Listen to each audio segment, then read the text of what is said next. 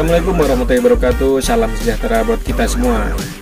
Kali ini saya akan ngobrol, ya review lah ya. Ini adalah salah satu jam Garmin, yaitu Garmin Vivoactive 3 atau Garmin Vivoactive 3. Nah, jam ini kelebihannya apa sih? Pasti kalau dari Garmin itu GPS yang utama ya.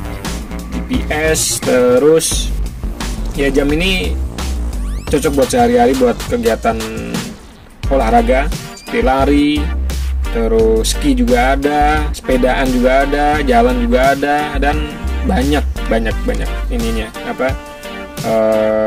fitur-fitur lainnya. Di sini juga udah ada head rate-nya. Nah, kalau misalkan mungkin jam Sunto atau jam ya Sunto atau yang tipe lain, head rate-nya terpisah. Kalau ini udah langsung di sininya nih head rate-nya. Jadi lebih asik, nggak perlu pakai head rate lagi. Jadi sebenarnya sih ya kita di sini ngobrolin atau lebih ke persepsi saya. Mungkin kalau persepsi orang lain beda gitu ya. Tapi ya kelebihan dan mungkin kekurangan menurut saya jam ini apa aja ya. Satu, kalau kelebihannya, dari kelebihan kita, jam ini itu udah pasti GPS, terus dia modelnya charger ya kelebihannya, terus bisa touchscreen juga, dan kita ya di samping charger terus touchscreen juga, ini temanya atau tampilannya jamnya itu bisa dirubah-rubah. Ini kan sekarang misalkan digital, bisa juga dia diganti ke tema kayak mode analog gitu. Dan yang asik lagi, strapnya gampang kalau digonta-ganti. Nah, ini dia di sini ada kayak pengait buat lepas strapnya, bisa digonta-ganti. Nanti kita peragain deh. Terus apalagi ya, banyak sih sebenarnya. Kalau misalnya sekilas sih kayak Sunto Traverse Black gitu ya, tapi ya karena ini kan Garmin, jadi dia ada model tersendiri lah, jadi seperti itu. Terus bentuknya juga, dia diameternya juga mungil, nggak terlalu besar. Terus strapnya rubber, silikon, karet silikon kalau di speknya ya. Kalau misalnya di spesifikasinya sih di webnya Garmin itu dia sih udah ada GPS pasti, altimeter, barometer, kompas, termometer ada. Tapi saya masih agak bingung nih pakai itunya di mana. Apa mungkin pas di menu di dalamnya bisa diutak-atik kayak seperti itu, karena ini kan pandangan saya awam, jadi masih harus banyak di perdalam lagi nih pakai jam ini karena menunya banyak di dalamnya. Nah, setelah kelebihan tadi, sebenarnya sih mungkin masih ada beberapa lagi kelebihan, tapi kita kekurangannya. Kalau kekurangannya sih satu jam ini baterainya mungkin nggak terlalu awet banget, nggak terlalu awet kayak si Fenix gitu ya. Kalau misalkan dipakai GPS cuma beberapa jam aja, tapi kalau misalkan memang buat standby sih ya kurang lebih seminggu lah. Terus kalau diameternya di tangan saya itu agak terlalu kecil, karena dia diameternya kecil dan enteng juga. Terus ya dia di sini ini bisa kayak sensor buat geser-geser bisa di sini. Namanya sensor apa gitu, pokoknya kayak touchscreen. Nah, ini touchscreen juga oke juga nih, kan dikunci jadi nggak aktif touchscreennya. Nanti kita buka gitu.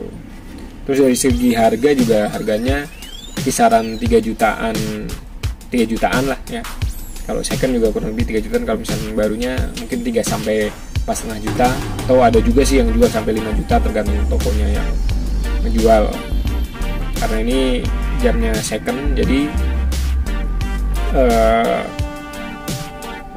kondisinya nggak seperti baru, udah agak inilah pemakaian, tapi nggak apa-apa. Ini sebenarnya sih saya pengen beli Garmin Fenix 5, tapi karena lihat ini ya, nyoba-nyoba dulu nih rasanya gimana sih jam ini. Nanti paling kalau misalkan nggak sesuai ya jual lagi seperti itu. Tapi ya apa ya, pertama dateng jamnya saya lihat tuh jamnya kok kecil ya, nggak seperti ekspektasi yang ya diameternya lumayan gede, karena sebelumnya pakai Suunto Traverse. Setelah pakai ini kok dia lebih kecil diameternya, kayaknya lebih mungil aja di pergelangan tangan. Jadi sebentar saya pakai di pergelangan tangan, jadi terlalu apa ya, mungil di tangan saya. Rasanya itu saya pribadi itu agak terlalu mungil. Mungkin kalau misalnya Fenix 5 itu agak lumayan besar, jadi lebih asik. Dan kalau dengan Fenix 5 memang kan ada tombol-tombol. Oke, ini kurang lebih menurut saya atau pandangan saya tentang jam Garmin Vivo Active 3 ini. Sebenarnya Vivo Active 3 juga ada yang edisi musik kalau nggak salah ya, ada yang edisi musik. Jadi nggak tahu itu perbedaannya sebenarnya di mana, ataukah memang cuma di dalamnya aja musiknya atau bagaimana, saya kurang begitu paham.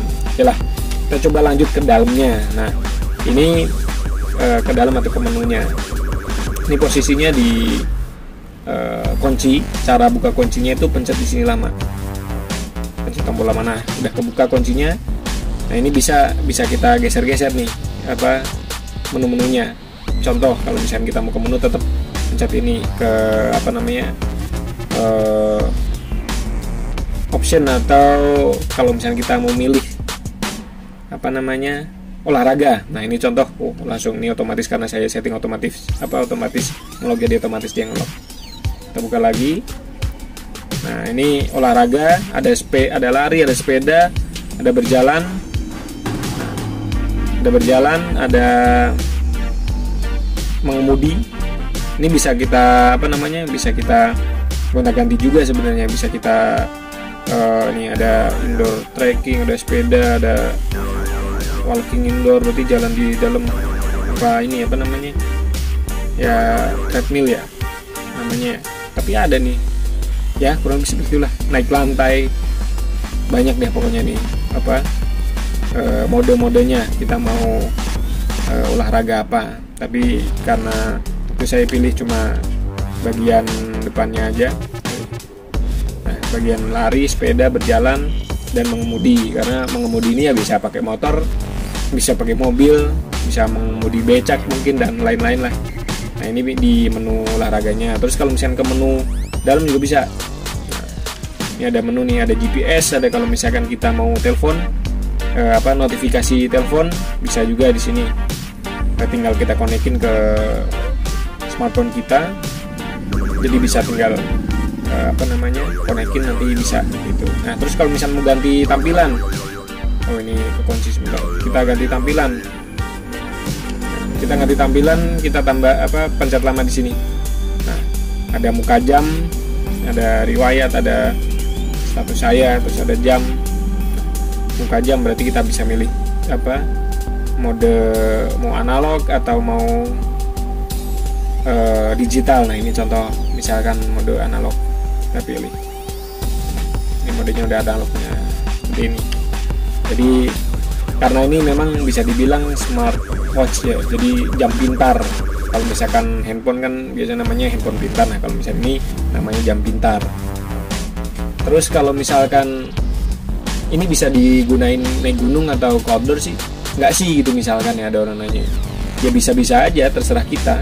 Cuma memang buat renang juga bisa juga nggak salah ya. Buat renang dia ada maksimalnya cuma berapa meter gitu tekanannya. Kalau misalkan yang Fenix memang kan buat tekanan kedalamannya bisa sampai 100 meter yang Fenix 5 salah.